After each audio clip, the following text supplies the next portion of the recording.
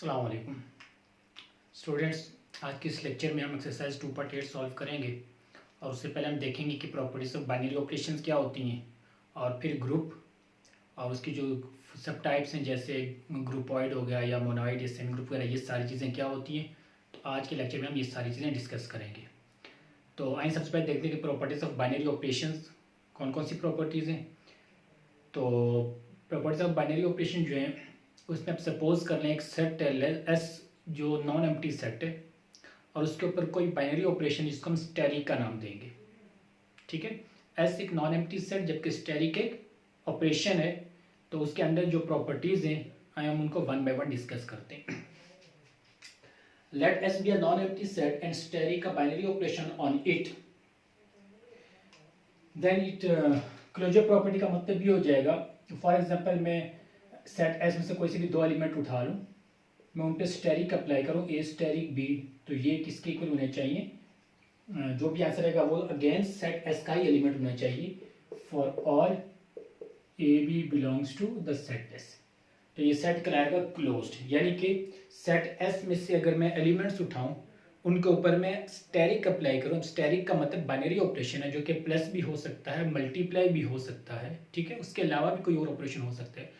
जब आप उसके ऊपर फॉर एग्जाम्पल मैं एडिशन की बात कर लेता हूँ, तो मैं सेट एस में से दो एलिमेंट उठाए, उन दोनों को मैंने ऐड किया, जो आंसर आएगा वो अगेंस्ट सेट एस का ही एलिमेंट होगा, तो ये क्लोज कहलाएगा या ये क्लोजर प्रॉपर्टी को होल्ड करेगा। सेकेंड हम एसोसिएटिविटी में होता है हमारे पास तीन एलिमेंट आप उठा लें, a asterisk b asterisk c is equal to a asterisk b asterisk c. तो ये दोनों साइड्स इक्वल आएंगी again for all a b c belongs to the set S. ठीक है, थर्ड है आइडेंटिटी कोई भी एक आइडेंटिटी, इसको मैं ई का नाम दे दूं, तो सेट के अंदर एक आइडेंटिटी मौजूद होती है ई। तो उसका मतलब ये हो जाएगा कि मैं सेट का एलिमेंट ए लूँ, लेट ए स्टैरिक ई, या मैं लिखूं ई स्टैरिक ए, दोनों सूरतों में हमारा आंसर ए ही आएगा for all a belongs to the set S. ठीक है, तो यहाँ पर जो ई है ये क्या कहलाएगी, आइडेंटिटी कहलाएगी। याद रहे कि अगर मैं एडिशन की बात करूंगा फॉर एडिशन तो मेरे पास आइडेंटिटी आ जाएगी 0, फॉर मल्टीप्लीकेशन तो मेरे पास आइडेंटिटी आ जाएगी 1। इन दोनों को आप आइडेंटिटी कह सकते हैं। ठीक है, ई की वैल्यू 0 होगी अगर मैं ऑपरेशन एडिशन ले लूँ, ई की वैल्यू 1 होगी अगर मैं ऑपरेशन मल्टीप्लीकेशन ले लूँ। दोनों सूत्र में जब आप अप्लाई करेंगे तो आपको दोबारा वही एलिमेंट ही मिलेगा। फिर आ गया इनवर्स। तो इनवर्स का मतलब ये हो जाएगा कि जब मैं एक सेट में ए ले रहा हूँ, लेट सपोज कोई भी एलिमेंट है, तो ए प्राइम को इसका इनवर्स हो सकता है। क्या कंडीशन क्या हो जाएगी कि जब मैं ए के ऊपर ए स्टैरिक अप्लाई करूंगा, ए स्टैरिक ए प्राइम या ए प्राइम स्टैरिक है, तो मुझे आइडेंटिटी मिल रही है। ठीक है, इसका मतलब ये हुआ आइडेंटिटी मिल रही है, तो ये कहलाएगा हमारे पास इनवर्स। लाइक मैं कह रहा हूं कि for all a belong to S there exist a prime belongs to S.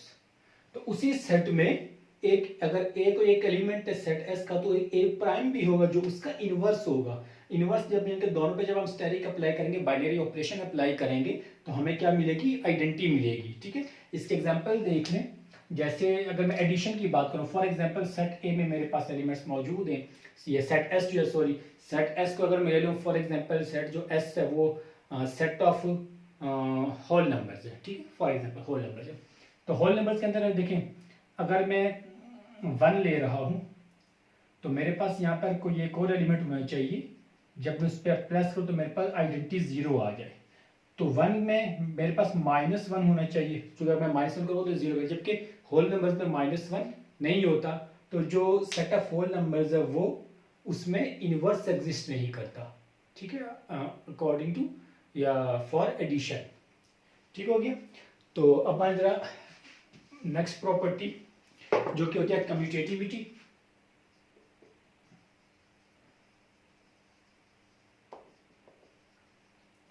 Commutativity में क्या हो जाएगा, a asterisk b is equal to b asterisk a for all a b belongs to the set S. ठीक है, जब भी आप दो एलिमेंट्स उठाएं आप उनका ऑर्डर चेंज करें, उन दोनों को अगर बाइनरी ऑपरेशन अप्लाई करें तो उसका आंसर सेम आएगा। आमतौर पर ये होता है लेकिन जैसे अगर हम फॉर एग्जाम्पल मैट्रिसेस की बात करें तो मैट्रिसेस में मैट्रिक्स मल्टीप्लिकेशन में ये कम्यूटेटिविटी नहीं होती, क्योंकि आपको पता है कि अगर मैं दो मैट्रिसेस को ए बी और बी ए तो दोनों के आंसर डिफरेंट होते हैं, ठीक है। तो ये कुछ प्रॉपर्टीज थी, बेसिक प्रॉपर्टीज बाइनरी ऑपरेशंस की। अब आ जाए जरा हम ग्रुप पे चलते हैं। तो पहले हम लिखते हैं ग्रुपॉइड। ग्रुपॉइड क्या होते हैं? ऐसा बाइनरी ऐसा सेट जो सिर्फ क्लोजर प्रॉपर्टी रखता हो, सिर्फ एक ही प्रॉपर्टी होल्ड करे, यानी कि सिर्फ क्लोज्ड हो, तो वो क्या कहलाएगा? होल्ड क्लोजर प्रॉपर्टी, ठीक है, क्लोजर प्रॉपर्टी, तो वो क्या कहलाएगा? ग्रुपॉइड कहलाएगा। सेकंड, उसके बाद में मिलता है सेमी ग्रुप। सेमी ग्रुप क्या होता है? जिसमें ये क्लोजर प्रॉपर्टी भी रखता हो और साथ साथ एसोसिएटिविटी भी हो। अगर ये दोनों प्रॉपर्टी होल्ड करे तो वो क्या कहलाएगा? सेमी ग्रुप, यानी कि उसके अंदर क्लोजर प्रॉपर्टी भी हो, सेट क्लोज भी होना चाहिए और सेट में एसोसिएटिविटी भी होनी चाहिए, तो वो क्या कहलाएगा? सेमी ग्रुप कहलाएगा। थर्ड वन आ जाएगा मोनोइड। मोनोइड में ये होता है कि हमारे पास सेट क्लोज्ड होना चाहिए, एसोसिएटिव होना चाहिए और साथ में उसमें आइडेंटिटी एलिमेंट भी मौजूद है, कि आइडेंटिटी एग्जिस्ट करे, तो वो क्या कहलाएगा? मोनोइड कहलाएगा। फिर आ जाए ग्रुप। ग्रुप में क्या होगा? हमारे पास क्लोज्ड होना चाहिए, एसोसिएटिव होना चाहिए, आइडेंटिटी भी एग्जिस्ट करनी चाहिए और उसके साथ साथ इनवर्स भी एग्जिस्ट करना चाहिए।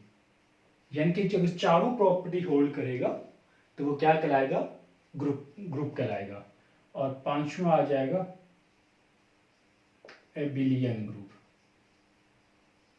एबिलियन ग्रुप क्या होगा? जो इन चार प्रॉपर्टीज के साथ साथ जो कम्यूटेटिव भी हो, होल्ड ऑल 5 प्रॉपर्टीज, ठीक है, यानी कि वो पांचों प्रॉपर्टी है तो उसमें कम्यूटेटिविटी भी मौजूद हो, तो ऐसा सेट क्या कहलाएगा? ग्रुप, एबिलियन ग्रुप, या उसको कम्यूटेटिव ग्रुप भी कहते हैं। अगर मैं कम्यूटेटिविटी ना हो, बाकी चार प्रॉपर्टीज हूं, तो वो सिर्फ ग्रुप कहलाएगा, या उसको नॉन एबिलियन ग्रुप या नॉन कम्यूटेटिव ग्रुप भी कहते हैं, ठीक है।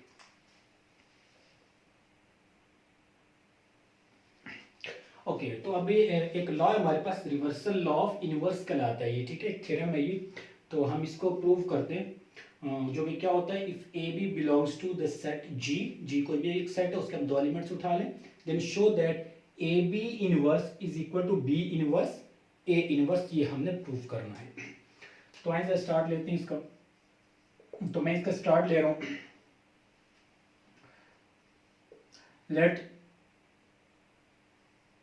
ए बी इनवर्स ए इनवर्स, ठीक है।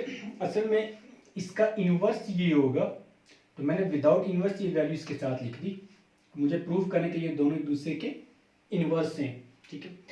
तो इसको आप यूं लिख सकते हैं, a b inverse a inverse, तो ये कौन सी प्रॉपर्टी हुई? ए बी इनवर्स, तो ए बी इनवर्स, तो ये कहलाएगी एसोसिएटिव लॉ, ठीक है, ये एसोसिएटिव लॉ हो गया। Further more a b inverse क्या बन जाएगा? E a inverse b inverse, हमने क्या, हमने जो लॉ देखा था, a asterisk a inverse is equal to e, तो जब दो इनवर्सेस हों तो उन पे स्टेरिक ऑपरेशन जब अप्लाई करेंगे तो हमें क्या मिलेगा? आइडेंटिटी मिलेगी। तो बी इनवर्स क्या बन जाएगा?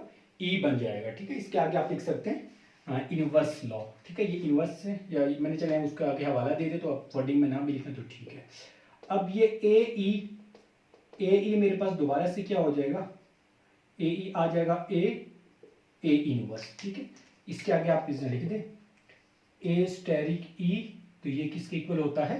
ए के इक्वल होता है, तो आप इसको एडिटिव, या सॉरी इसको सिर्फ आप आइडेंटिटी कह सकते हैं, ठीक है, क्योंकि हमें नहीं मालूम कि ये एडिशन है मल्टीप्लिकेशन, तो आप इसको सिंपली क्या कह देंगे?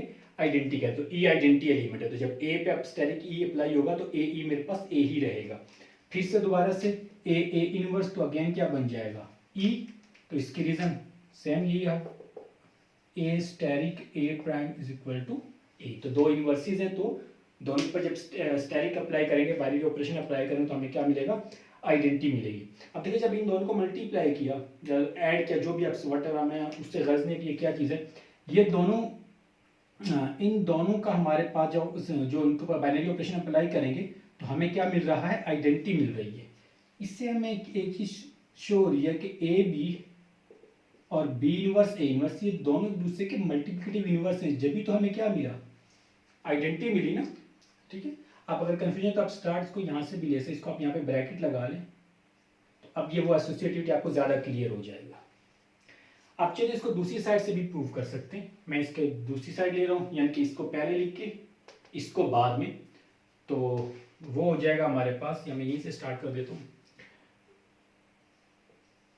ठीक है, b inverse a inverse a b, तो ये क्या हो जाएगा, बी इनवर्स ए बी, तो again associative law,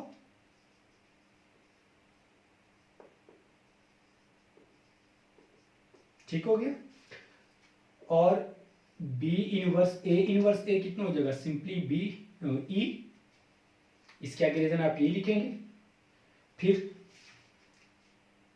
B inverse ई, या बी इनवर्स को ही रहने दें, ई को बी से जब मल्टीप्लाई करेंगे, ऑपरेशन अप्लाई करें, तो ये आ जाएगा बी इनवर्स, और ये सिंपली क्या हो जाएगा, बी, इसके ऊपर जब अप्लाई करेंगे तो जब आइडेंटिटी के साथ उसको वैल्यू ऑप्शन लगेंगे तो हमारे पास वही वैल्यू रहेगी, और बी इनवर्स बी फिर से क्या हो जाएगा, आइडेंटिटी आ जाएगा।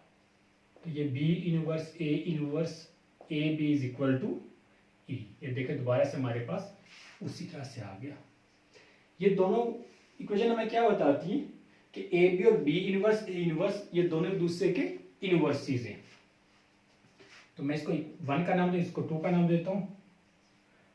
तो from 1 and 2 it is clear that AB and B inverse A inverse are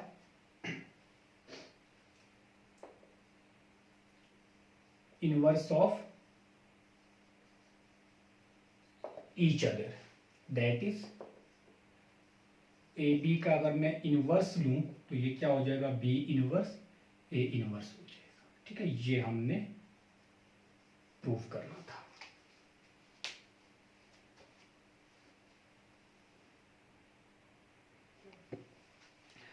okay, तो exercise 2.8 question number 1, operation steric performed on the non of the two member set G01 is shown in the joining table. Answer the questions. ये हमारे पास एक table बना के दे दिया और जो operation है वो एडिशन है। ठीक है, क्वेश्चन पूछा गया कि RAM the identity element if it exist, तो क्या आइडेंटिटी एग्जिस्ट करती है, उसका नाम बताना है। What is the inverse of 1, तो 1 का इनवर्स क्या होगा, और the set G under the given operation a group, क्या ये ग्रुप है, अगर है तो अबिलियन है या नॉन अबिलियन ग्रुप। तभी हमने इनकी सबकी प्रॉपर्टीज डिस्कस की थी, फिर हमने ग्रुप्स के नाम भी पढ़े थे कि सेमी ग्रुप, मोनाइड या ग्रुपॉइड वगैरह, ये अबिलियन क्या होता है। तो उसी को ध्यान में रखते हुए हम इस क्वेश्चन के जवाब देंगे। तो पहले मैं name the identity element if it exist. तो आइडेंटिटी क्या होता था, जब आप सेट के ऊपर ऑपरेशन अप्लाई करें तो आपको आइडेंटिटी एलिमेंट मिले। आइडेंटिटी एडिशन की बात करें तो एडिशन में आइडेंटिटी होती है 0, तो मेरे पास ये रही आइडेंटिटी, ये रही आइडेंटिटी। ठीक है, तो आइडेंटिटी एग्जिस्ट कर रहे ऐसे। अच्छा, अब ये कैसे आया, 0 में 0 ऐड किया तो 0, 1 में 1 ऐड किया तो 0। ठीक है, ये 0 + 0 is 0।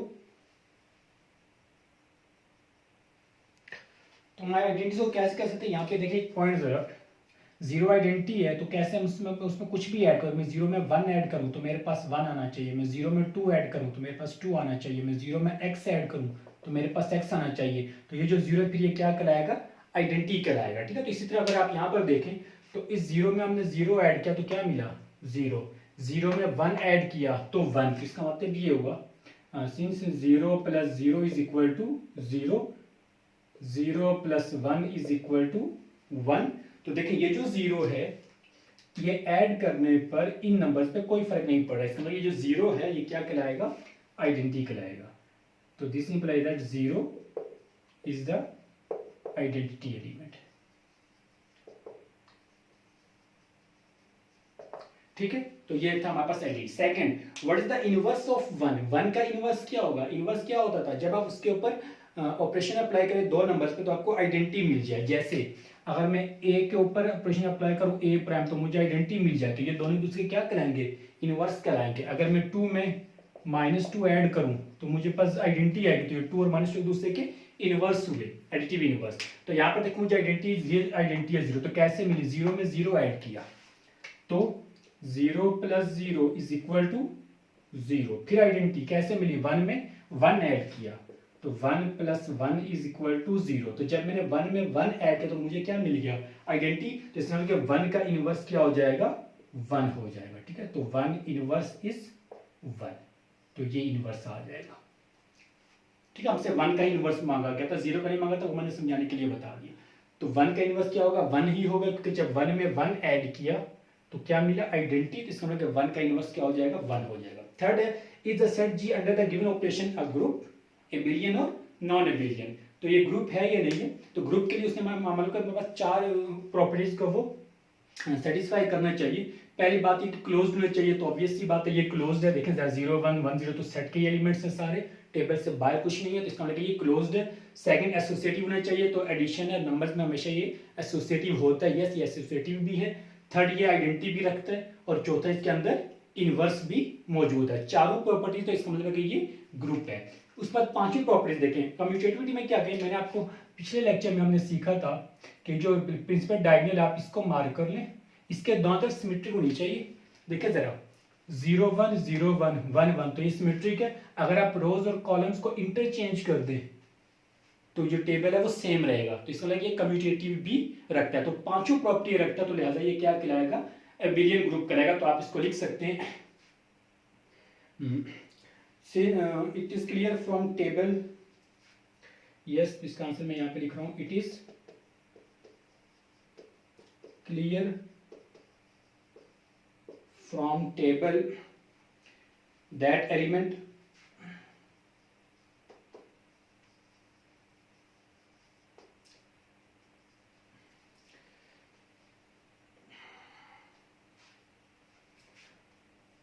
elements of the given set satisfy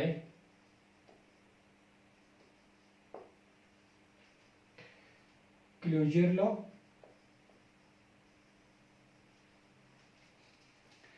associative law,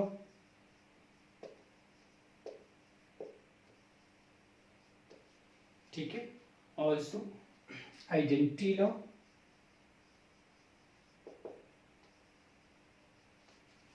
inverse law and commutative law।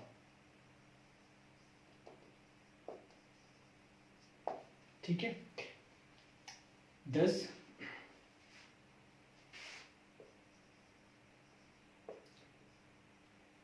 Binary operation जो प्लस था हमारे पास, प्लस बल्कि इसको मैं सेट कर दूं, just G is an abelian group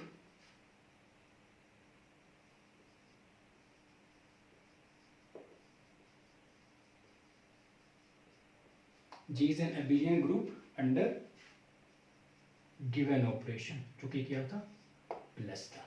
ठीक है, तो आज के इस लेक्चर को हम यहीं पर रखते हैं। इंशाल्लाह नेक्स्ट लेक्चर में हम इस एक्सरसाइज को कंप्लीट कर लेंगे।